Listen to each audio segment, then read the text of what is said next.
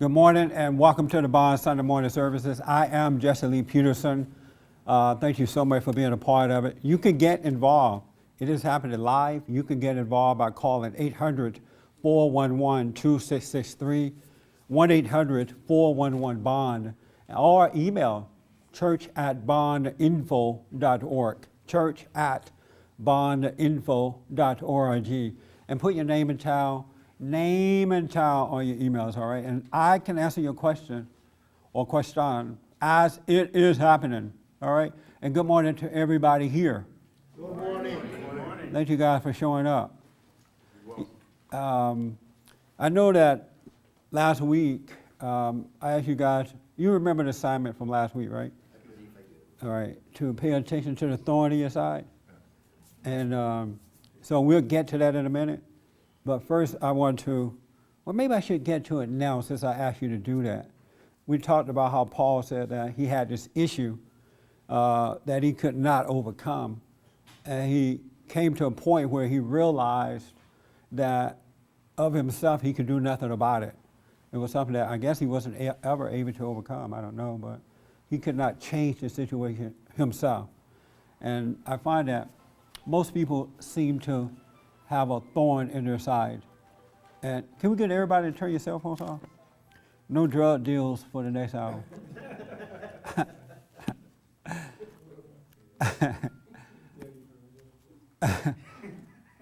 And so and a lot of people have the thorns in their side, but they hate it, and they're getting worse instead of getting better. So before I get into what I want to dialogue about here, did anyone pay attention to that thorn in the side this week? Oh, good. And what'd you come up with? Do you want to tell us what it is?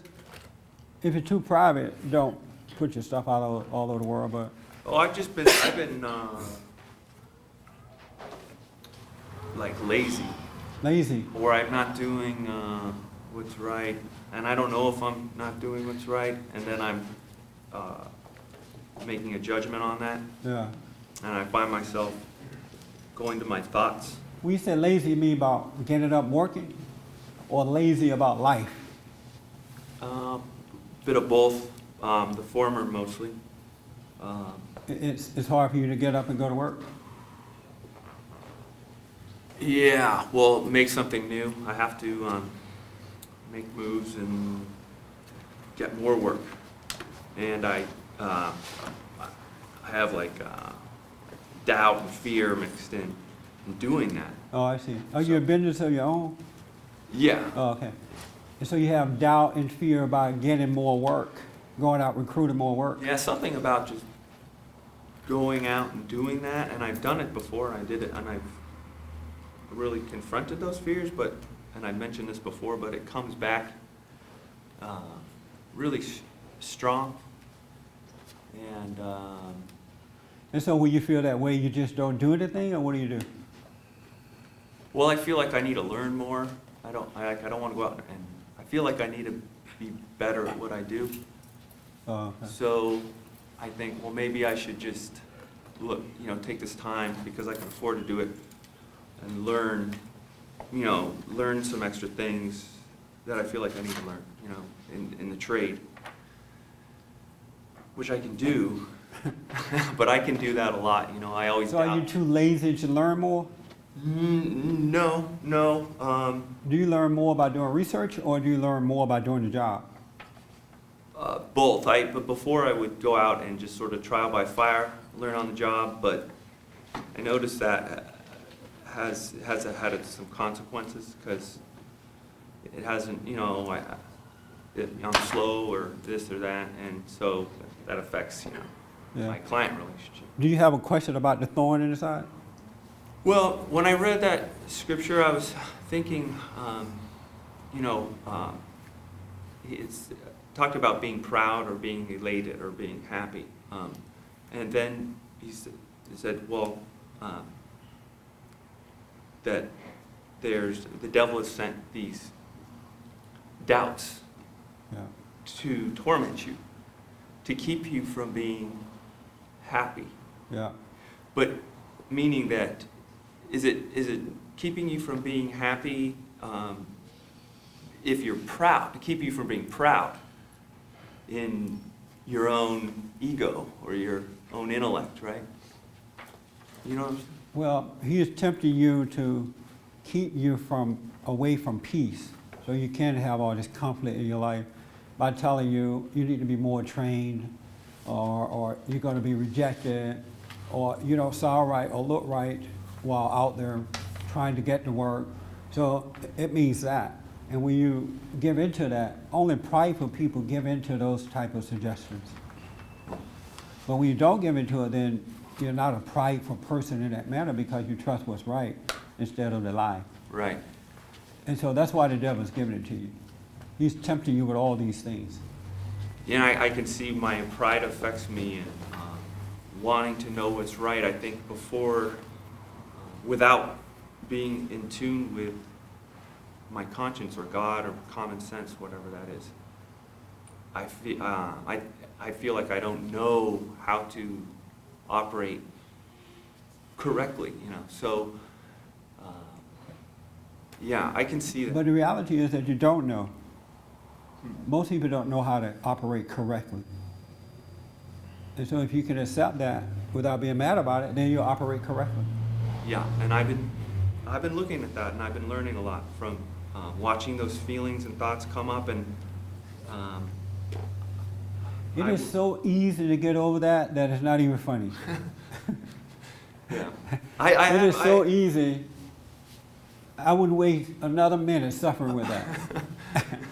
Yeah. And I'm going to tell you in a minute. Somebody else may tell you, but I'll tell you in a minute. Yeah, I saw how easy it that's a was for a waste. moment. I could just doubt those doubts for a moment, and I saw that, and then, you know, okay. What's your thorn in the side for? If you say you noticed it this week.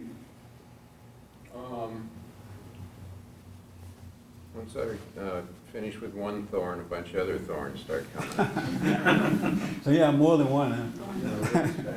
I just have noticed that as you get older, certain things are revealed to you that, first of all, you need less and less. You need less food, you need less vitamins, you need less excitement. It revealed to me that excitement is not good as you get older, and becomes damaging, even if you're an excitement seeker. Yeah. As I have been my whole life. Makes So me, is it just naturally fading away, that excitement? well, no, it's naturally fading away when you see how damaging it is. It's physically damaging. Yeah. It can lead to problems, and I focus on eating healthy food, but too much healthy food is bad for you. No, you definitely need some greens and candy yams sometimes. Oh, absolutely, but too much of certain foods, I notice, bother me. So I know a lot of people who are into the health food thing, and they're just weak in their body because they're not eating real food. They're overdoing it. yeah, that's not, those things, that just prevents you from eating a lot of toxic things, which are really bad for you. So if you eat things with a lot of vitamins and minerals, like you say, grains and fruits and things, Yeah. that means you're not eating, if they're organic, you're not eating toxic things. Yeah. But the question is that the thorns in your side, I mean, you're not supposed to panic. You just notice them and just see them. Fabian, what's your thorn in the side? I wasn't here last week, but I am like, I've been overweight for years now, you know, and it You takes, say that again. No. it's like most of my life I was very athletic and fit, you know, and so it just like stays there, and it goes Stays down. there? It goes down, and then now it's come back a little bit, and it's just not easy to overcome that. So But your thorn in the side is that you're overweight? I can't think of anything else. I do have weaknesses, and that seems to, like I recorded myself on a commercial, and I was kind of like, wow, I sound like that, and that's been with me, How did you sound to you? weak. Like it didn't sound like me. I don't hear that when I speak, but other people must hear it. And so that's So when you speak to you, you sound strong and in charge and all that?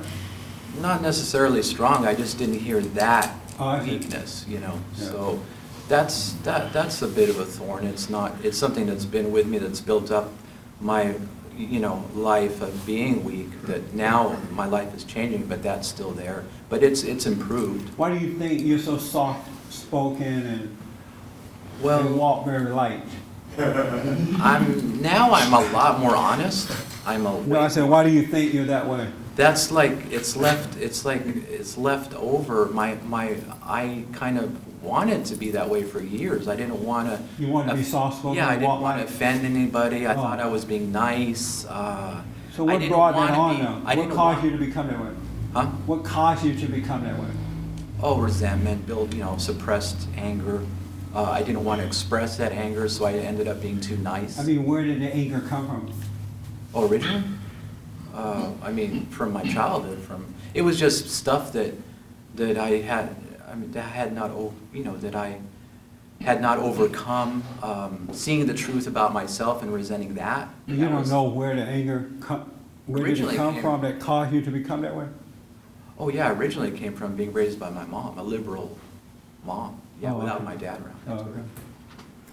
Yeah, if you want to know what you sound like, record your voice. It won't lie to you. That's for sure. I remember when I first heard my voice on recording, I couldn't believe. I'm like, why are these people listening to me? I can't even speak. I can't even understand myself. I don't know how they were understanding me, because I can understand it. But it's getting a little better now. Yeah, you got better. It's getting better. I'm getting more and more white in the way I speak. Oh, that's not true. That's not true? Well, it's not getting better then. Just pronouncing your words clear, that's all. Oh, If you go to Africa, they speak very, very clear English, oh, they do? very perfect diction almost. So what color are they being? I like it, and I was thinking about this last week. I like it when I mention black people, because I get a reaction from Rhonda and some of the ladies in the meeting every time. Oh, don't say that. Silly. Is silly me saying it or silly you reacting to it? No, even when you say the white thing, it just sounds silly. But what made you react though? That's the silly part of it. A lot of times I don't react, it's just so many years of hearing it. You kind of don't want to not say anything ever, But sometimes I say it just to get a reaction. Yeah. Don't say black. But anyway, John, you wanted to tell John how to overcome that? That's why you had your hand? Well, no, I didn't have my hand, but, What's your thorn in the side? yeah, I wasn't here last Sunday, so I was gonna That's no have, excuse. yeah, I understand. It's like you missed class, right? So now I don't know. What is my thorn? Well, there.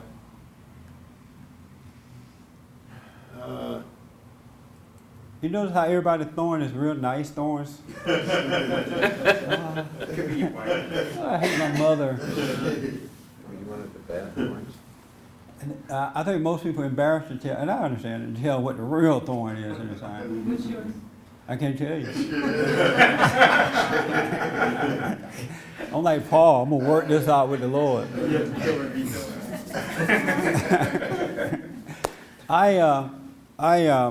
Yes. Got a question about this. Sounds like thorn is a softened word for sin.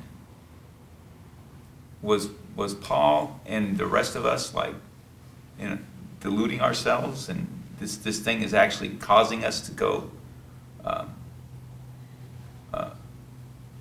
astray? We're calling a thorn, but I mean, when does it become a sin? Or is it? That's a good question. I think it becomes a sin when you resent the thorn.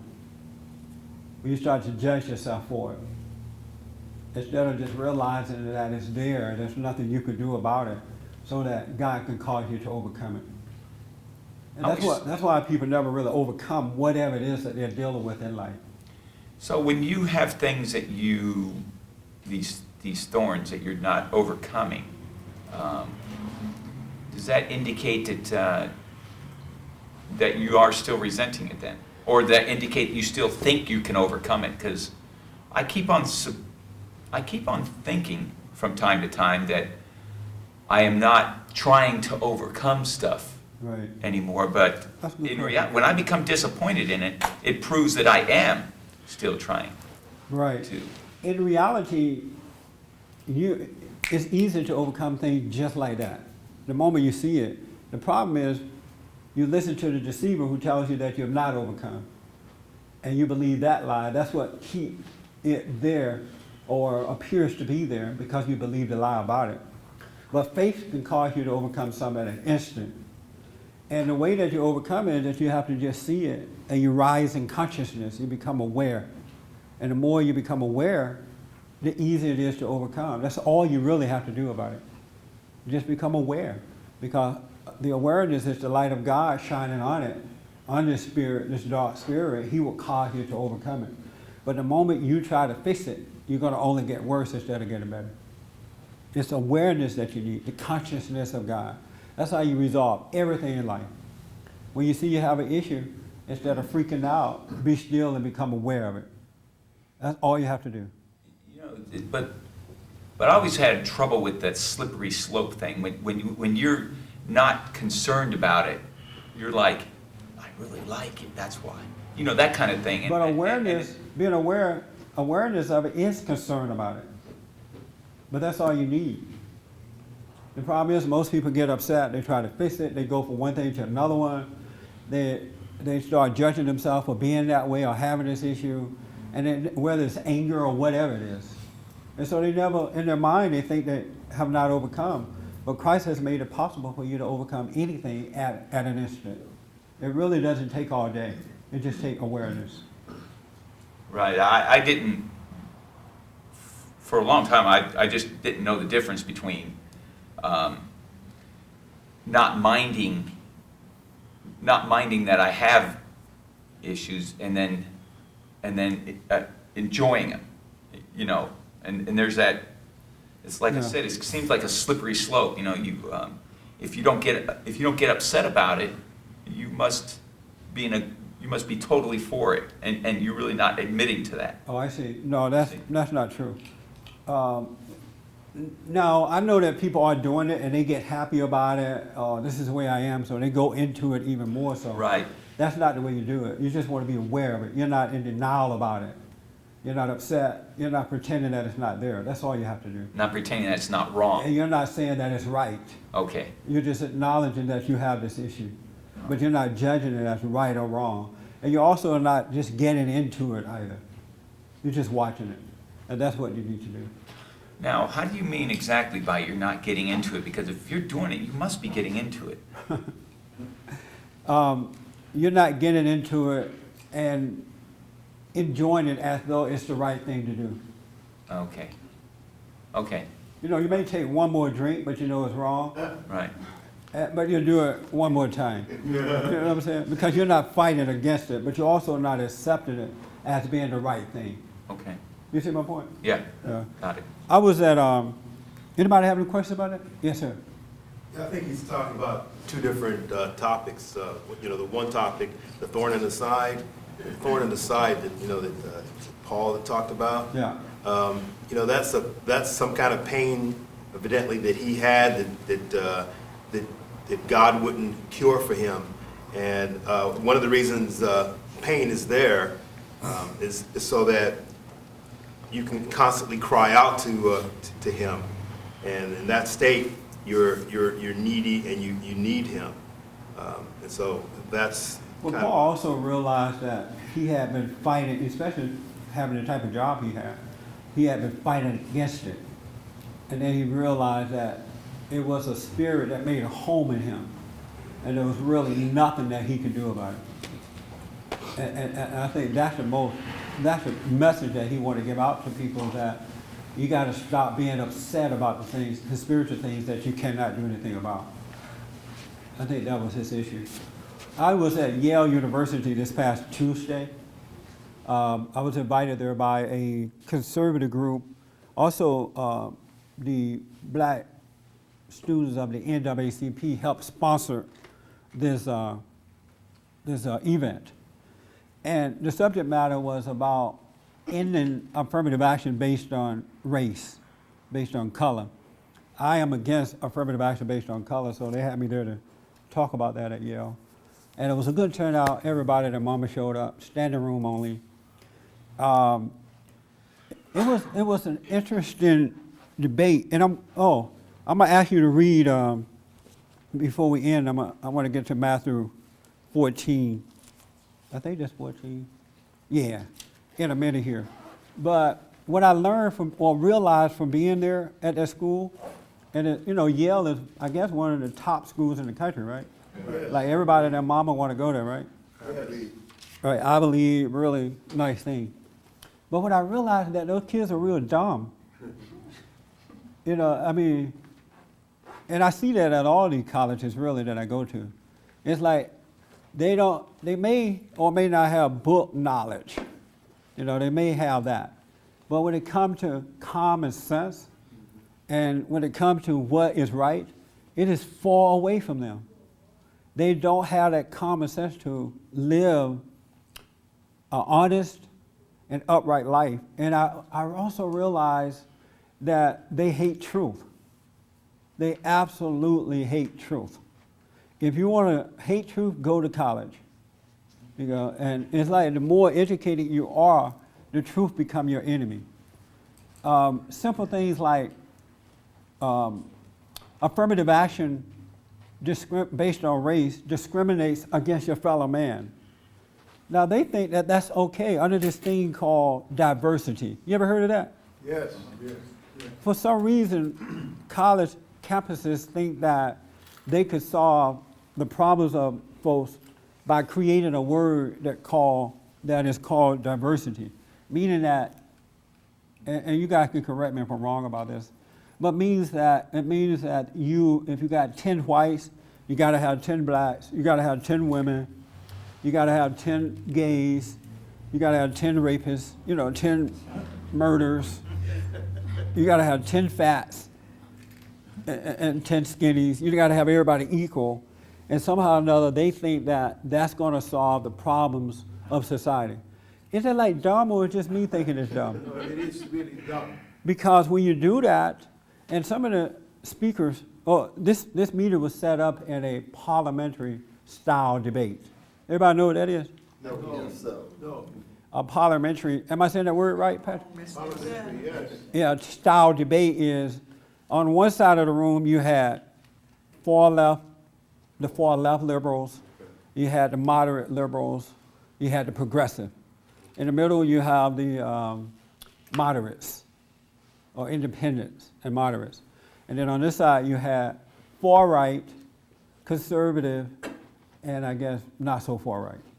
Wow. And so I got up and I did my talk about why affirmative action based on race is wrong. They give you like 35 minutes, gave me 35 minutes or so. And then after that, I'll allow questions for a few minutes. And then I'm done for a while and debate start. They start the debate. And so each party have a representative come up and say why they're for it or why they're against it. And if they like what you say, they tap on the desk like this. Or if they hate it, they hiss.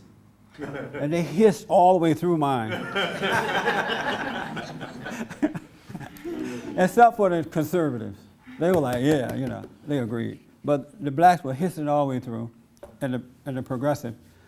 And so they started the debate about why they're for it and against it. They allowed questions and stuff like that. It was very, very interesting. The thing I liked about that, it prevents people from yelling and screaming and calling your names and running out, that kind of. It's an orderly kind of a thing. So you get more done, so I like that. But several things that was very interesting is that they think that diversity will solve the problems, not realizing that you have to discriminate against somebody else in order to do that. You know, you have to, I made the point that whenever I see black kids on college campuses, right away I think that they're there because of affirmative action. I don't think that they earn their way. Why? Because they got there by skin color and not effort. And to me, That's not true. black Americans should be embarrassed by it. And you're probably right. Some of those kids probably got there. No, the kids. I know, let have- me make the point. Oh, go ahead. Yeah, man. Some of the kids probably got there by earning their way.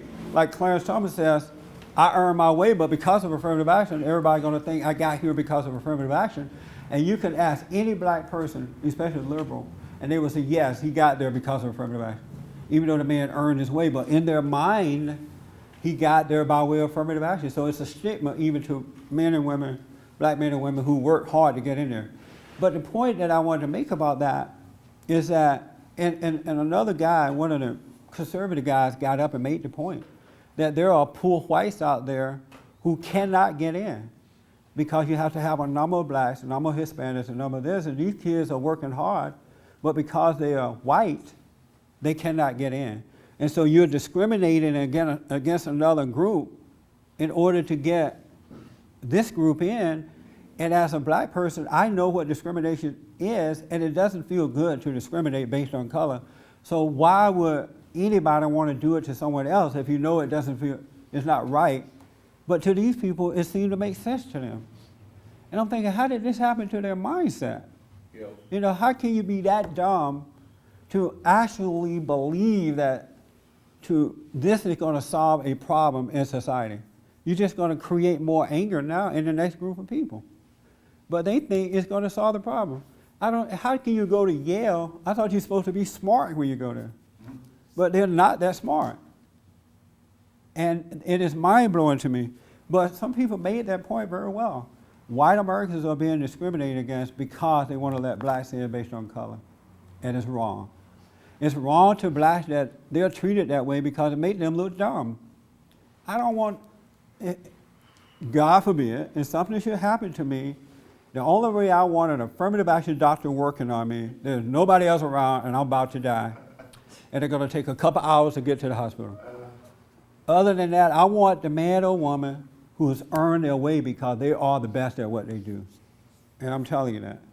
And I'm looking at these black students sitting there while these liberals get up and say, oh no, slavery this and slavery that, and black people deserve this and deserve that. And these blacks sitting there smiling like this is a good compliment that they're giving them. And I said to them, this is not a compliment they're giving you. They're saying you're dumb, you're black, here's affirmative action. But for us, we're going to work hard and we're going to make it. We're going to require our children to work hard. But you little black people, here's a program. And none of these kids have ever been enslaved. I didn't see one slave there. Nor did I see one slave master. But they act as though they were picking cotton with me. Isn't that weird? Yes, Wayne. No, I was just saying that I don't believe that because You don't believe what? about the affirmative action is why these kids get in school. Because when Kenya was even going to USC, she had to have a certain grade point average to get in that school. Yeah. Now, she may have had an instance where maybe they want to have some diversity in the college, and they want to try to bring in minorities so they can have some type of balance in their student body. But They should do it on economics or something. well, I mean, instead of the color thing. if the kids all have the grade point average, then they're just trying to select out of that pool of kids who they want to go to the school. It has nothing to do with if they got this kid over here has a 3.0 grade point average and these other kids have a 4.0 and they let the 3.0 in. That only happens in sports. You make a good point about Kenya. You're right. I happen to know her. She's a hardworking girl from day one. Mm-hmm. And she earned her way. But because of that stigma of this thing based on color, she will automatically be put into that same category. And anyone who says that they don't think of that is not being honest. That is what you think when you see these, these black people in these positions. What you're saying is true, because my nephew went to Yale, and he was saying that even all through high school, went to, like private high schools and whatever, he was saying that the white kids would always tease him, say the only reason he was there was because of affirmative action. That's right. But he ended up being president of his class and president of Yale and all the rest of it. But that another was thing he got there because of his intellect. And so that's why I don't understand, and I'll get to why they're doing this stuff in a minute, but I don't understand why blacks are not angry about that. I want to earn my way, and I want you to know I earn my way, not just simply because of my color. Another thing that was brought up is that even with the SAT scores, they have to lower the grades now for SAT point or scores for black people now, because they're saying that the white test is biased, yeah, right. It's not black enough. And so I'm thinking to myself, on the test, don't they have like reading, writing, and arithmetic, and like your country kind of questions?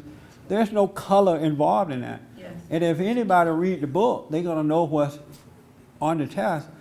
And so when I said that this test thing should not be lowered for black people, like if you're black, you only have to have 800 or some point on your SAT.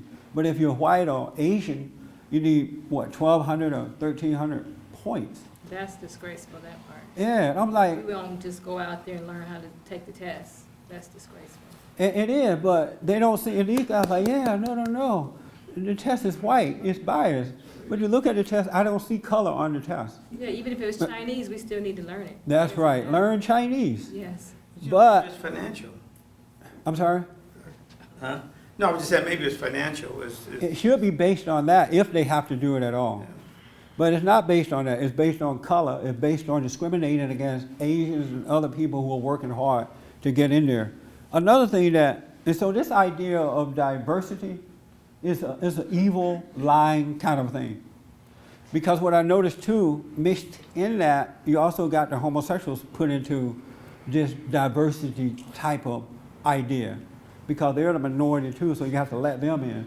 So you have to let the thieves in, you have to let the robbers in. Under this heading, you have to let the prostitutes in, the pimps, under diversity, because how are you going to discriminate against them? They're a minority too. Yes, you know. Well, to my knowledge, I believe they changed those tests. Yeah, you have. They were culturally biased. They would have situations or vocabulary that wasn't familiar to other people other than white, because they lived a different way, or they did things differently. Right, they got married, they made their kids study hard, they make sure the schools they make sure the schools are working, they're involved in the schools. But not for the blacks. So you're right, they do live differently. No. No, that's not what she's talking about. That's not what she's talking about. Well, how do they live differently then? It's just culturally, they can... When I go to a white folks' house, look like they're living just like me. Look, when I have a white friend and I invite him to my house and I served him greens, he'd never had it before. Right. He said, oh, this is bitter. But if you put green on the test, he's gonna know what it is. No. Is that right? No. Am I wrong with this? He won't know because he never had them before. You never had them. So if you saw green on the test, you're not gonna know what that is. Not really? Really? Time is going by fast. I want to move because I want to make a point. But let me ask this. Before you take the test, don't you have to study and prepare for it? It's not like you walk in the room and just take a test. Is that right? Yes, you do. Don't you have to be tutored and you study for it? So whatever's on this test, everybody's being prepared for that. Correct. So if green is on the test, the white man never had any greens, he's going to recognize it because he studied green before he got to the test. Is that right or not? Yes, I think you're right. Not really. You can study it. And speaking of tests, they need to teach the foreigners that when you're on the freeway in the fast lane, you don't go slow. And if you're going to go slow, get over. They'll just drive like this. You be flashing your lights, blowing your horn, and they'll stay like this. And then you go past them, and you look at them and roll your eyes. They are like, you're crazy. Yeah, and you ever? And I'm like, I think of Forrest a lot. I'm like, they better hope Forrest doesn't come down this freeway. Yeah, it happens That's a a lot. stereotype. Which one? Being in It's a the, stereotype being in the slow lane? that Asians don't drive. She ain't say it. I didn't say Asian, I said foreigner. That's your mindset. No, forced us to drive slow. But they are driving at the That's speed what it limit, is. 55 miles an hour is the speed limit. But you can't go that in the file. Well, that's the speed limit though. 65. But anyway, I don't want, Some places. they're like this, I understand what But you're there is saying. a law that says slow traffic to the right. to the right, and the DMV, they tell you the same thing. As a matter of fact, it tells you on the test, the fast lane, what happens if you're in this fast lane and somebody come up on you? You're supposed to say, I get over to the slow lane. Right.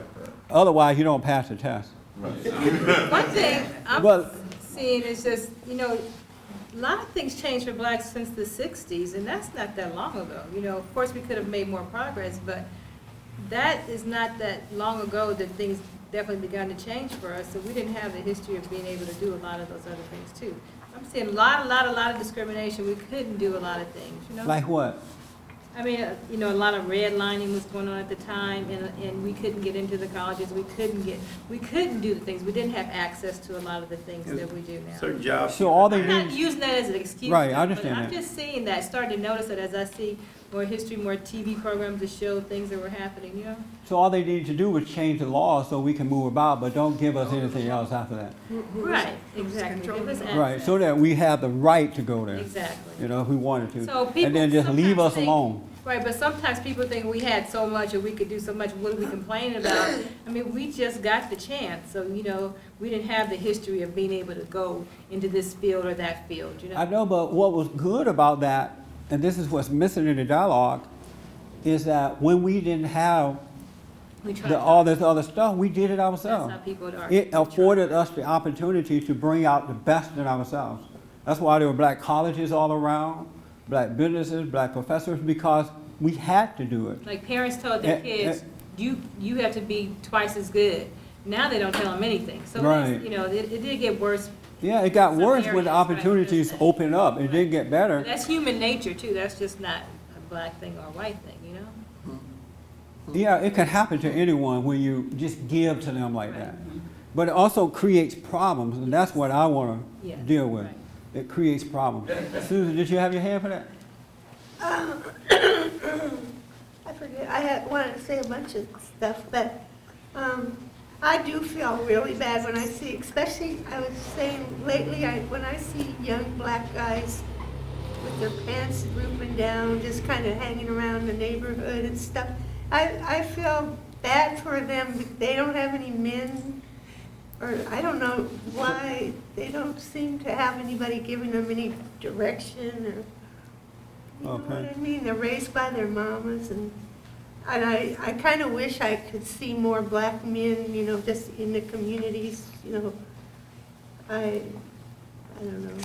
But I was gonna say, when I was young, my parents weren't rich at all, and I worked my way through college, and I had to do it slowly. Like I didn't have the grades to go to UCLA at first. I had to go to community college, and then I had to go to state college a year, and then I went to UCLA. And but I earned my money. I worked as slow, and my dad helped a little bit. That's interesting that you made that point, because what I hear all the time is a lot of black people can't imagine that white folks have it hard like that. They think in their mind that all white folks are loaded. No, And, we let me finish. No. Thank you. And They think two things that they think. That white people are loaded, No. and that they help one another get into schools. I hear that a lot. We never thought of getting financial aid. It Yeah. didn't even dawn on us to get financial aid, Yeah. But at that time, the person the black person who did have the grades, they probably couldn't even get in that school either. But let me just say this about getting. Let me do this, guys. I figured this is I got all these little notes I'm not gonna get to. And I wanna kind of make a point about this today, and I knew it was gonna generate a real discussion about it. This idea, I wish that everybody would stop saying, is that, well, they won't let us in if they don't have affirmative action. Then blacks probably wouldn't get into that school, as Rhonda just said. No. Why do you want to be in a school that they don't want you She at? didn't say that. That's not she said. What did you just say? They probably wouldn't let us in or something like that? No, I was talking to her about in the old days when we couldn't get into schools, even if we Right. didn't have the grades. That has nothing to do with the. I know, but I don't believe it. I don't believe it. But I hear a lot of kids, and a lot of them said that. Well, if they didn't have affirmative action, they wouldn't let us in these schools, right? But that was a long As time ago. though, That's not now. as though that school is better than the school that they can create for themselves. That's true. You know, why do you want to go to a school where they don't want you there? Why would you want to go to somebody's house that don't want you at their home? It doesn't make sense to me. Even that sounds dumb to me. And they said it, not that you're sounding, but the kids were saying, well, if they didn't have affirmative action, we couldn't get into Yale. So what? There are other ways of living a life here. I don't want to be anywhere with anybody that don't want me there. But they don't seem to understand that. They seem to take pride in saying, well, let's force the white man to let us in.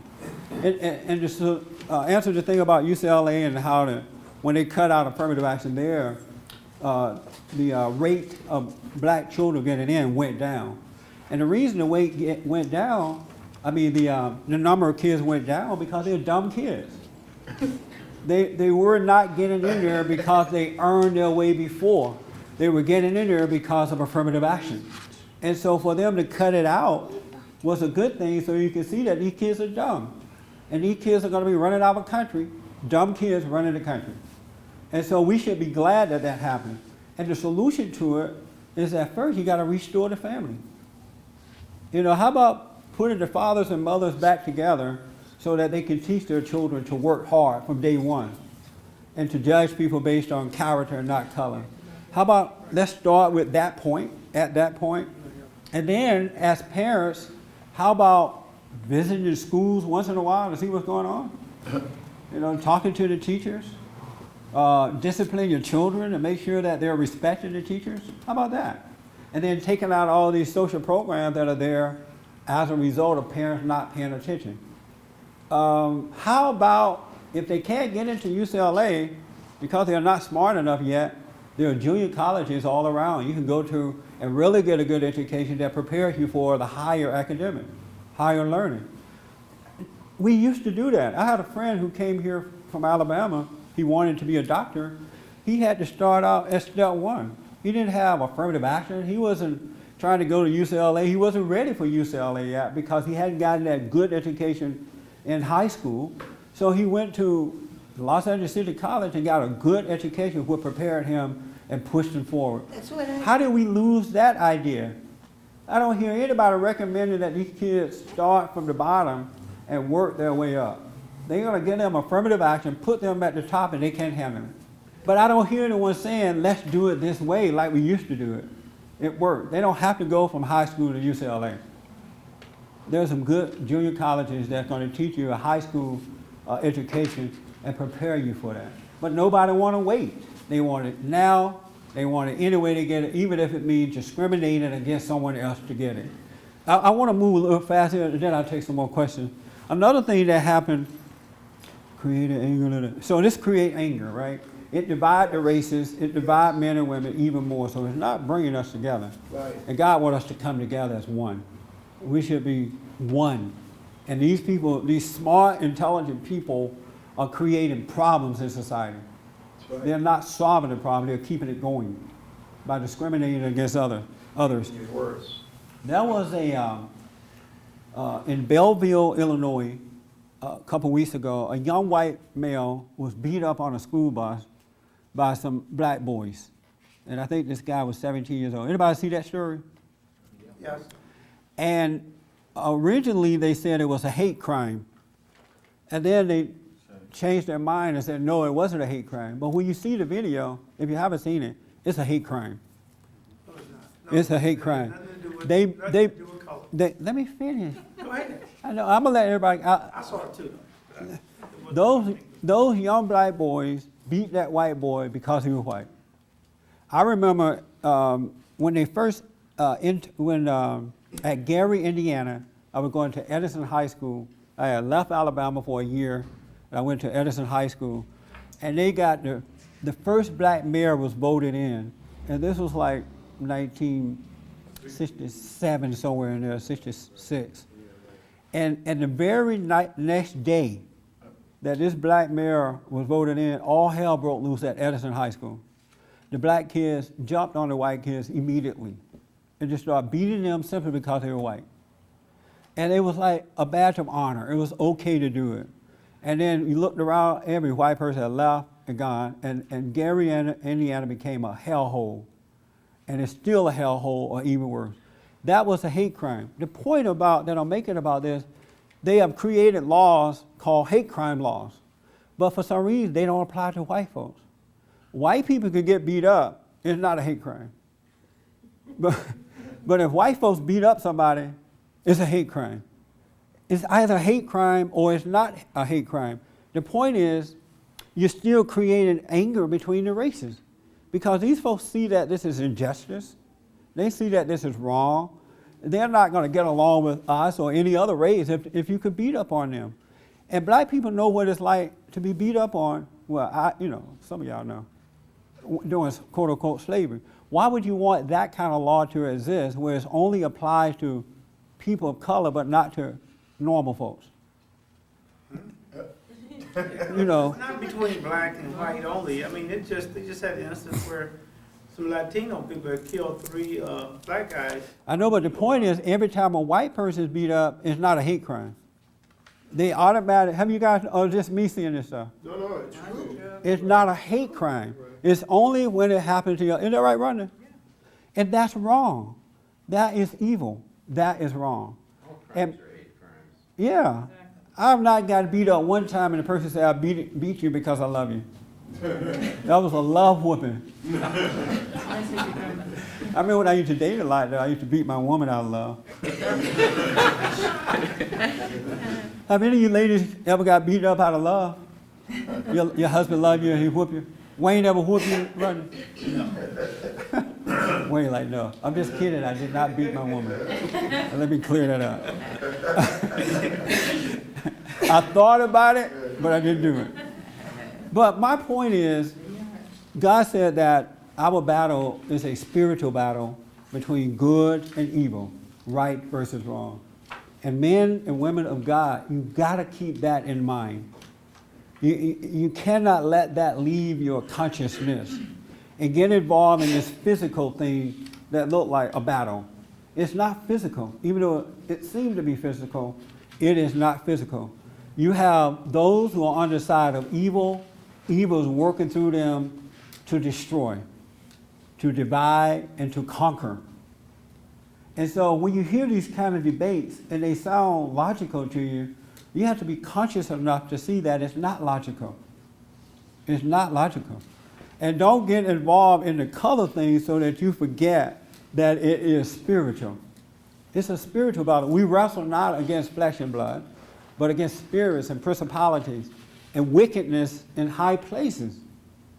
And so, but what I notice is that it's easy for men and women of God to get caught up in this debate when they get so excited, along with the world way of seeing things, that they don't bring any light into this thing. They don't say, no, this is wrong. They identify with the color thing too, whatever color you may be. You cannot be a man or a woman of God and identify with the world. That's the whole purpose of being born again, so you can bring some light into the darkness. But if you're of the light and you're sounding like the darkness, who's going to save who? Who's going to change the situation? You see how everybody got all excited today when I brought this up. Yes. And I knew that would happen. Yes. Because you're not conscious enough. I see why Paul had to rebuke the church. I was just thinking about an incident just crossed my mind right now. And I won't bring up the name because some of the people are in the room right now. But I heard from one of my workers that there are these so-called friends living together, interacting together, and stuff like that. And so two of the women got together and talked about how bad one of the guy is. They hate the man. They hate this guy, right? And so, and these people are supposed to be sitting still, knowing God, loving what's right kind of people. So they hate the man. I think they're taking side with the woman. I don't know the whole deal. Is that what happened, Pat? Don't say the name. But they take side with the wife and turn against the husband kind of thing? I can't hear you. I mean, at least one did. Yeah, one did. And these are Christian going, Bible toting, meditating, talking, hate your mama kind of point out kind of deal, confessing sin kind of deal every day. But neither one of these ladies loved the man enough to say, you know, hey, what's going on? You know how God said when you have an issue, go to the brother? They didn't go to the brother, they downed the brother behind his back.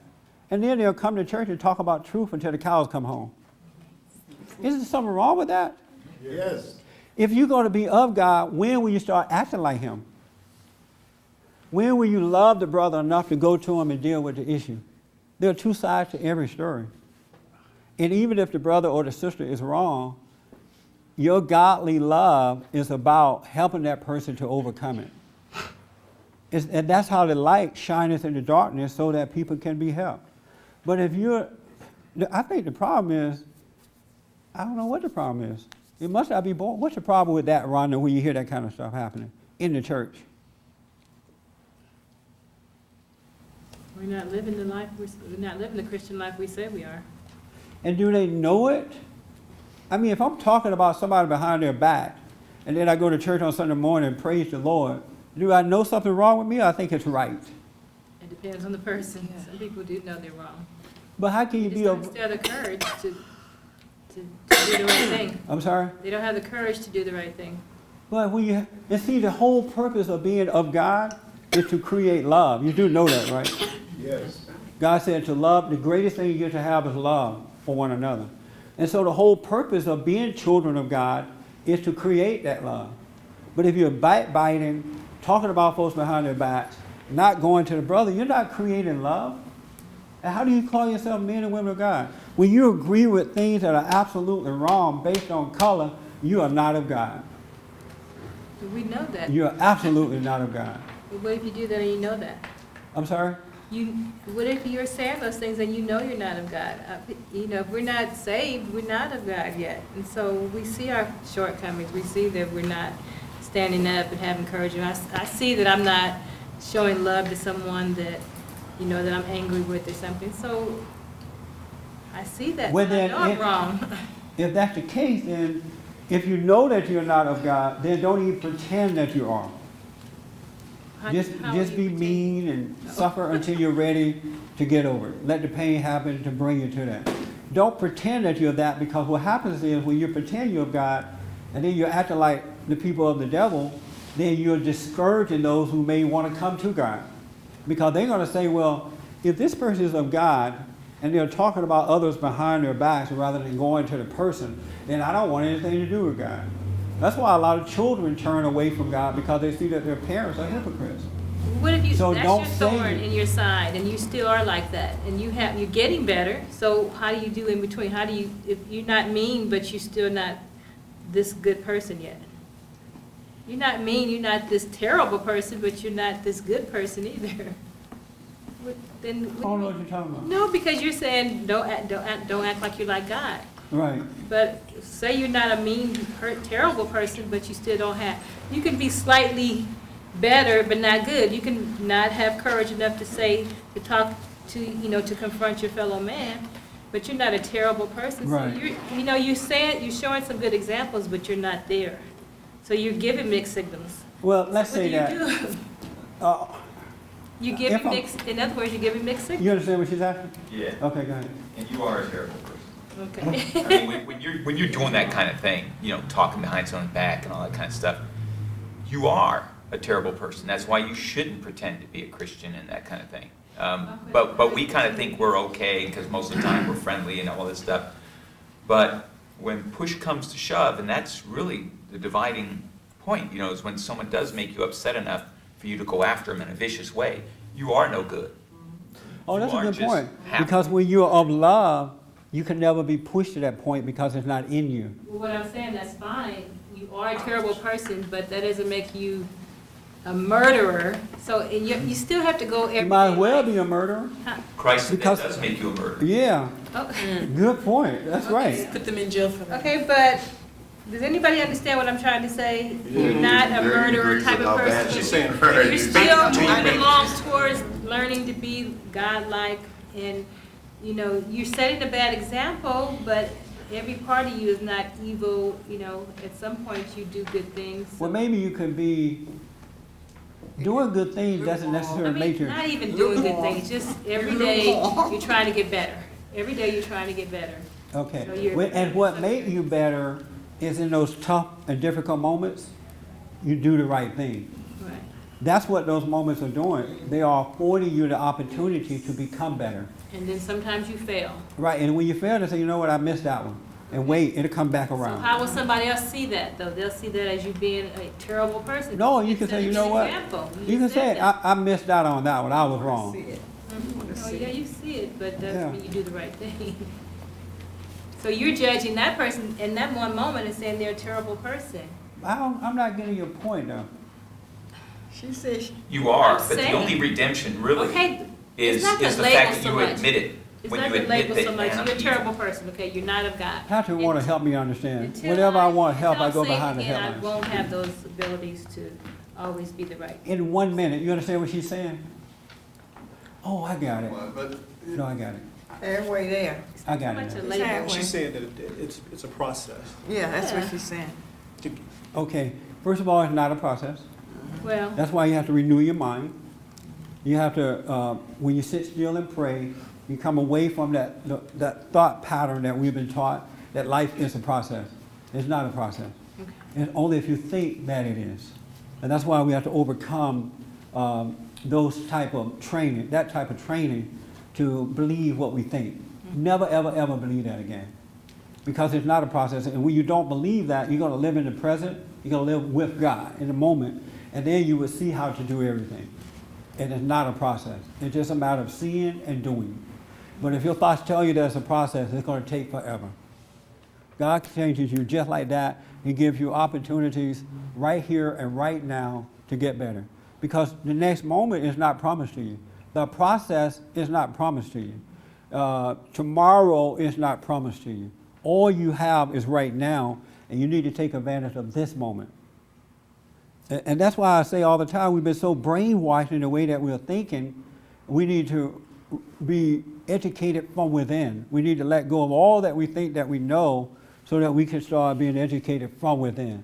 And you will see that life is totally not what you think that it is. It really not. You got to lay down what you think you know. You've been lied to. You've been had. And that's what the problem is. So don't listen to, God said that don't listen to your thoughts, overcome that, right? Don't listen to what they are saying, telling you about a process. It's easy and it's now. Are we out of time? We're out of time. Go to bondinfo.org, you should already be there, or call us at 1-800-411-BOND. Thank you. Thank you guys.